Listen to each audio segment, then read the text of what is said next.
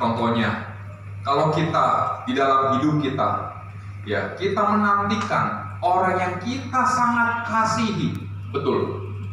Apa sikap kita? Sikap kita kan pasti apa? Mau cepat-cepat ketemu dengan orang yang kita kasihi, bukan? Tetapi kalau hati kita, tidak mengasihi orang yang kita kasihi, betul nggak? Kita pasti apa sikap kita? Kita nggak mau bertemu. Nah, sama seperti malam hari ini, moga kita juga memiliki sikap yang mengasihi Tuhan. Amin. Saya ingat ya pada waktu saya sekolah Alkitab, ya kan, selama 2 tahun sekolah Alkitab. Satu kali saya pulang ke rumah liburan, telepon mama, "Ma, saya mau pulang ke rumah." Ketika mama saya dengar anaknya pulang ke rumah, apa yang mama saya lakukan? Dia sibuk. Dia sibuk. Wah, sibuk bereskan kamar. Sibuk apa? Siapkan makanan. Sibuk apa? Segala sesuatunya dia sibuk. Lalu dia tanya, kamu pulang jam berapa? Naik apa? Sampai di rumah jam berapa? Wah, dia mengerjakan segala sesuatunya. Repot gak? Repot mungkin. Tetapi terbebani gak? Tidak. Kenapa?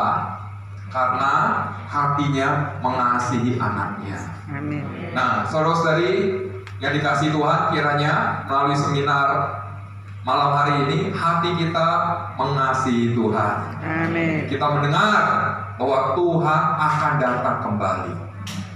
Bukan moga-moga loh. Firman Tuhan mengatakan pasti Dia akan datang kembali. Tetapi hari ini bagaimana sikap kita? Kalau sikap kita mengasihi Tuhan, kita akan rindu Tuhan cepat datang kembali. Betul enggak? Tapi kalau sikap kita jauh daripada Tuhan, Tuhan jangan Tuhan, aku belum siap. Tuhan jangan Tuhan, aku masih cinta dunia. Tuhan jangan Tuhan, hidup di dunia aja makin susah, ya kan? Kita pasti akan banyak excuse. Moga malam hari ini kita memiliki sikap yang mengasihi Tuhan. Baik, kita akan melihat sikap yang tepat terhadap kedatangan Tuhan. Kita akan melihat 2 contoh di dalam Alkitab. Ya, contoh yang pertama adalah contoh yang negatif karena berisikan peringatan. Contoh yang kedua, contoh yang positif karena memberikan teladan. Baik, mari kita lihat.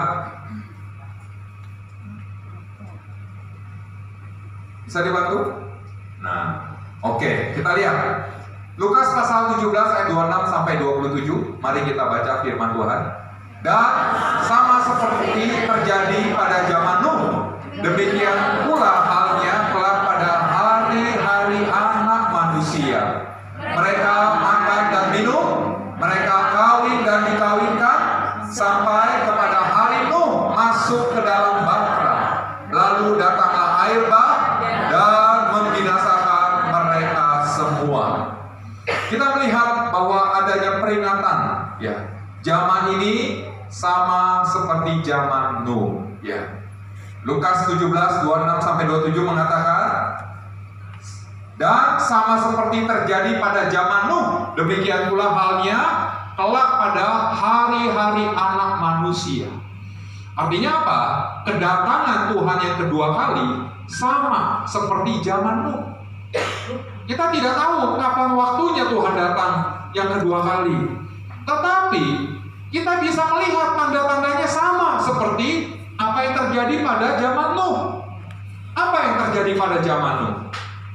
Pada zaman Nuh, banyak orang sibuk akan perkara makan, minum, kawin, dan dikawinkan. Makan, minum adalah perkara dasar di atas hidup manusia. Betul enggak?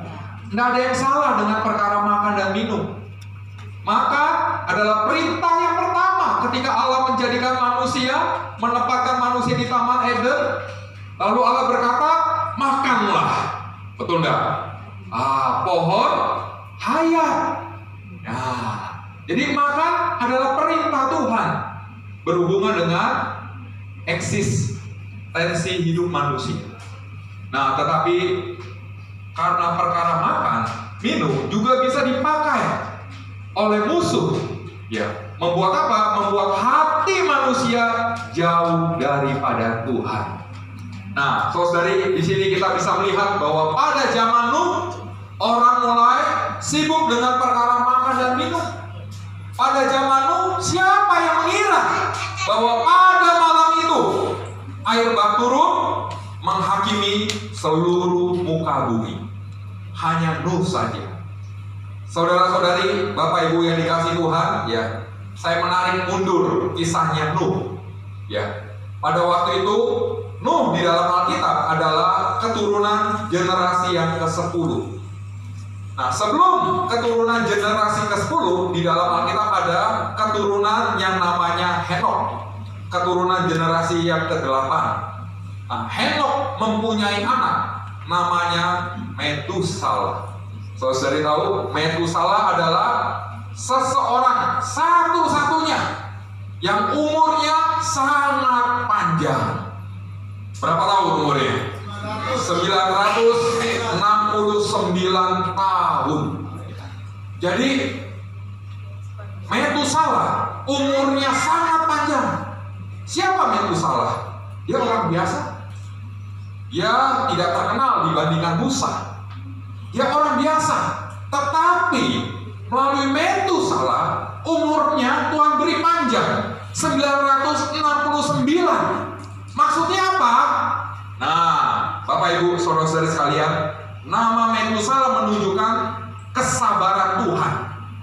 Tuhan memberikan waktu yang sabar, waktu yang panjang. Ya, tadi Saudara Kevin mengatakan di dalam 2 Petrus pasal 3 ayat 15, ya, Tuhan sabar. Supaya apa?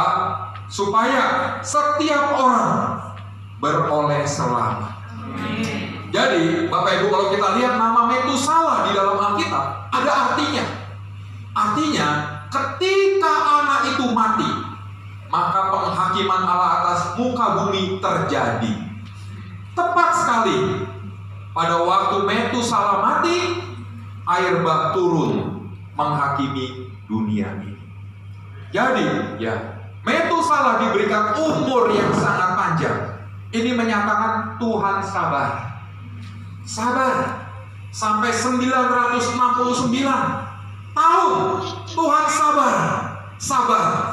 Sabar untuk apa? Sabar supaya manusia di zaman itu bertobat.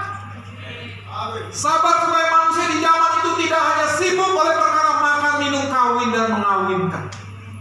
Nah, saudara-saudari, hari ini juga sama. Kenapa Tuhan belum datang? Bukan karena Tuhan mau menunda waktu begitu saja, bukan. Karena Tuhan sabar. Amin. Tuhan sabar kepada kita. Oh, supaya di dalam masa waktu yang ada banyak kesempatan supaya kita bertobat. Amin. Supaya ada banyak kesempatan bagi kita untuk cinta Tuhan. Ada banyak kesempatan bagi kita untuk melayani Tuhan. Ada banyak kesempatan bagi kita untuk benar-benar mengasihi Tuhan. Saudara-saudari sekalian, apakah kita memiliki hati yang benar-benar mengasihi Tuhan? Hari ini banyak orang Kristen ketika di dalam ibadah, wah, bagaimana hati kita? Apakah pada waktu ibadah kita hanya sekedar rutinitas, sekedar formalitas? Ya. Seperti Tuhan menegur ahli Taurat dan imam-imam kepala, kelihatannya melakukan ibadah, tetapi hati mereka jauh daripada Tuhan. Oh, kiranya di zaman yang akhir ini Tuhan kembali berbicara kepada kita. Amin. Oh, apakah ibadah yang kita lakukan kita benar-benar mengasihi Tuhan, atau hanya sekedar rutinitas dan formalitas? Ya sudahlah, yang penting datang, tetapi hati kita tidak ada kerinduan. Betul nggak, Bapak Ibu? Kita datang beribadah, orangnya mungkin ada di dalam gereja, tetapi pikirannya tidak ada di dalam gereja. Pikirannya menantikan cepat, ya, cepat selesai. Betul nggak? Orangnya ada di dalam gereja, tapi pikirannya di dunia. Pikirannya mengembara, pikirannya diduduki oleh perkara minum? Perkara apa yang ada di dunia ini? Yohanes mengatakan, janganlah kamu mengasihi dunia ini. Kalau kamu mengasihi dunia ini, maka kasih akan Bapa tidak ada di dalam orang Itu. Kadang kita beribadah, kenapa kita nggak segar? Kadang kita beribadah, kenapa tidak ada sesuatu firman yang spesial yang disampaikan Tuhan pada waktu kita beribadah? Kadang kita beribadah, kita menganggap ya sudahlah, yang penting sudah pulang, selesai. Pernah nggak kita pada waktu kita beribadah, kita memiliki kerinduan, Tuhan, hari ini Kau berbicara apa kepadaku? Tuhan, hari ini firman apa yang Engkau mau bicarakan supaya aku harus lakukan? Bapak Ibu, saudara-saudari sekalian, kiranya Tuhan pulihkan kita. Amin. Amin. Oh, peringatan akan zaman Nuh boleh kembali mengingatkan kita.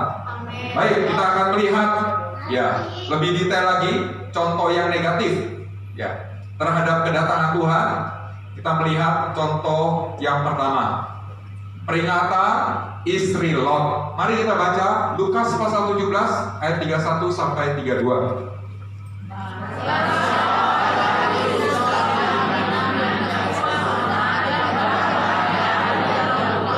Janganlah ia turun untuk mengambilnya, dan demikian juga orang yang sedang di ladang, janganlah ia kembali. Ingatlah akan istri Lot. Ya, ingatlah akan istri Lot. Firman Tuhan mengatakan, ini perkataan yang keluar dari mulut Tuhan sendiri, berbicara mengenai kedatangannya yang kedua kali. Tuhan berkata, ingatlah akan istri Lot. Kenapa Tuhan gak sebutkan namanya? Artinya, saudara-saudari sekalian, ini boleh menjadi peringatan. Siapakah Lot? Lot adalah keturunan orang benar. Lot bukan orang dunia. Lot adalah keponakannya Abraham. Dia mewarisi iman Abraham. Betul nggak? Dan terhadap kedatangan Tuhan, Tuhan memakai contoh orang benar yang gagal. Siapa itu? Istri Lot. Lot adalah keturunan orang benar. Dia adalah keponakan Abraham, tetapi dia gagal. Ya. Istri Lot memang diselamatkan dari Sodom dan Gomora. Dia tidak mati karena penghancuran Allah melalui api dan belerang. Tetapi apa yang dialami istri Lot? Istri Lot menjadi tiang garam. Nah, Bapak Ibu, saudara-saudari yang dikasih Tuhan, ya, peringatan akan istri Lot boleh menjadi peringatan bagi kita yang percaya. Amin. Moga malam hari ini Tuhan kembali mengusik kita. Ya, firman Tuhan mengingatkan kita, bukan pakai orang dunia, tetapi pakai orang yang percaya. Ya, istrinya Lot, betul nggak? Boleh menjadi peringatan kita. Di sini dikatakan janganlah ia turun untuk mengambilnya, dan demikian juga orang-orang yang sedang di ladang, janganlah ia kembali. Ingatlah akan istri Lot. Kenapa firman Tuhan mengatakan ingatlah akan istri Lot? Apa yang dilakukan istri Lot? Kita tahu di dalam kitab Kejadian, pada waktu itu Allah melalui malaikatnya memberitahukan kepada Lot dan keluarganya bahwa Allah akan menghukum bumi, menghukum Sodom dan Gomora dengan api dan belerang. Nah, saat itu Alkitab mengatakan malaikat Tuhan menyeret Lot dan keluarganya keluar.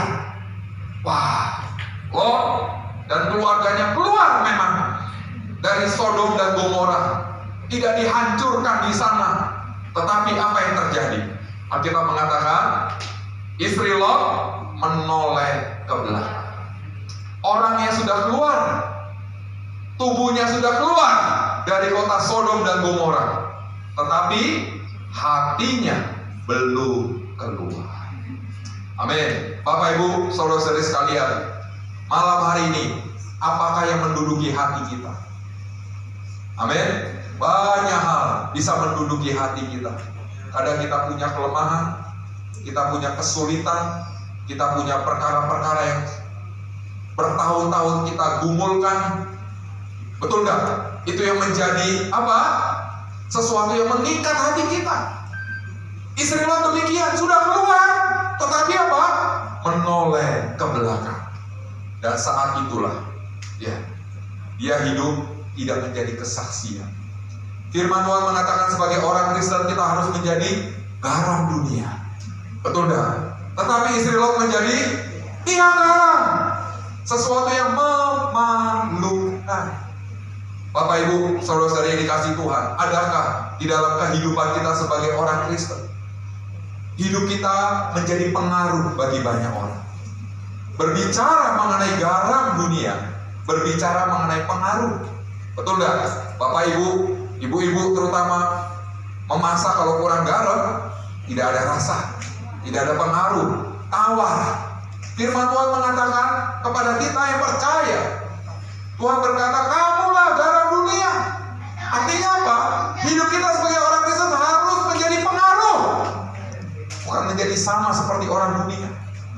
Orang dunia tipu, orang Kristen juga tipu. Ya, saudari yang diberkati Tuhan, orang Kristen standarnya tinggi. Amin enggak? Wah, kalau kita lihat di sana, orang dunia memakai standar orang Kristen itu tinggi. Makanya di dalam hidup kita harus jadi pengaruh. Banyak orang berkata, kalau sesuatu ada yang salah, mereka pakai kata apa? Kok orang Kristen kok demikian? Betul enggak? Kok orang Kristen kok bohong? Kok orang Kristen kok judi? Betul enggak? Enggak ada orang dunia dikata, kok orang itu kok begitu? Enggak ada. Pakainya selalu apa standarnya? Orang Kristen. Nah, makanya Bapak Ibu, hidup kita harus jadi pengaruh. Amin. Moga Tuhan mendapatkan hati kita. Amin. Hati yang tidak diduduki oleh perkara-perkara yang ada di dunia. Amin. Amin. Ya, di dalam 1 Yohanes mengatakan, ya, kita perlu mengasihi Allah. Kalau kita mengasihi Allah, maka kita tidak mengasihi dunia. Kalau kita mengasihi dunia, sebaliknya, maka kasih akan Allah Bapa tidak ada di dalam kita. Nah, oleh sebab itu, kiranya Tuhan boleh pulihkan kita. Selama bertahun-tahun kita jadi orang Kristen, hanya formalitaskah kita jadi orang Kristen? Hanya rutinitaskah kita jadi orang Kristen? Atau kita menjadi orang Kristen yang sungguh-sungguh? Menjadi orang Kristen yang membayar harga? Menjadi orang Kristen yang benar-benar mengalami pertobatan? Betul enggak? Jangan jadi orang Kristen yang tomat. Tahu apa tomat? Tobat. Kumat lagi. Nah, harus sungguh-sungguh. Mumpung masih ada kesempatan. Hari ini firman Tuhan berbicara kepada kita. Mumpung masih ada kesempatan. 2 Petrus pasal 3:15. Firman Tuhan mengatakan, mumpung hari ini kesabaran Tuhan. Tuhan mumpung masih sabar. Supaya apa? Supaya kita menempuh kehidupan yang kudus. Kehidupan yang tak bercela di hadapan Tuhan. Amin. Baik, kita akan melihat teladan yang kedua. Teladan yang kedua siapa dia? Dia adalah, karena waktu ya saya cepatkan, dia adalah Henok. Siapakah Henok? Henok adalah seseorang yang di dalam hidupnya tidak mengalami kematian. Wow, tidak mengalami kematian. Dia melawan takdir daripada kehidupan manusia. Takdir hidup manusia itu apa? Manusia berdosa harus mati. Tetapi Henok adalah satunya ya, selain Elia ya. Ya, dia adalah orang yang mengalami terang. Mungkin kita berkata, bedalah Henok saya. Ya, Henok hidup di zamannya enak kayak dia kan gak banyak dosa. Saya hari ini, lihat teknologi begitu maju. Ya, betul nggak? Banyak perkara begitu maju, membuat hati kita kadang-kadang makin tawar. Nah, saudari kita lihat, siapakah Henok? Henok ternyata adalah orang yang sama seperti kita. Mungkin kita mengatakan, Henok adalah full timer pasti. Hidupnya di atas gunung bertapa semedi, gak makan gak minum. Ya kan? Mungkin dalam benak sebagian orang mengatakan demikian. No, Henok adalah manusia normal seperti kita. Artinya apa? Alkitab mengatakan Henok punya keluarga, punya anak, punya istri. Dia sebagai kepala keluarga, dia harus bekerja, dia harus menafkahi anaknya. Betul enggak? Alkitab mengatakan Henok mulai bergaul dengan Allah kapan? Bukan pada waktu dia remaja, bukan pada waktu dia di dalam kandungan, bukan. Kapan? Pada waktu umur 65 tahun. Sebelum umur 65 tahun, Alkitab tidak mengatakan dia bergaul dengan Tuhan. Ketika dia berumur 65 tahun, dia bergaul dengan Tuhan. Lalu kita bertanya, ada apa dengan umurnya pada waktu 65 tahun? Pada waktu itu, Henok memiliki anak yang bernama Metusala. Nah, ketika dia memberi anak Metusala, Henok melihat visi akan penghakiman bumi oleh air bah. Makanya anaknya dinamainya Metusala. Jadi Henok melihat visi ini. Makanya dia kasih nama anaknya Metusala. Yang artinya ketika anak ini mati, maka penghukuman Allah atas muka bumi terjadi. Jadi saat itulah hidupnya Henok berubah drastis. Hidupnya Henok tidak lagi ada kata coba-coba. Hidupnya Henok mutlak. Ya, dia sama seperti kita, manusia normal, harus bekerja, harus menafkahi rumah tangganya. Saya yakin juga mungkin di dalam hidupnya banyak pergumulan. Tetapi karena visi yang dia lihat mengenai penghakiman Allah atas bumi, hidupnya berubah. Hari ini Bapak Ibu Saudara-saudara sekalian, kita juga melihat melalui firman Tuhan, kita tahu bumi ini satu saat akan dihakimi. Firman Tuhan mengatakan, Tuhan sendiri memberikan perumpamaan. Ya, mengenai apa? Kalau ada dua orang di ladang, satu diangkat, satu ditinggalkan. Kalau ada dua orang di mana? Lagi menggiling batu kilangan, satu diangkat, satu ditinggalkan. Artinya apa? Berbicara mengenai kedatangan Tuhan. Nah, Henok tahu bahwa Tuhan akan datang, makanya hidupnya berubah. Nah, saudara-saudari, kita juga tahu Alkitab mengatakan Tuhan akan datang kembali. Tetapi pertanyaannya, hidup kita mau berubah kan?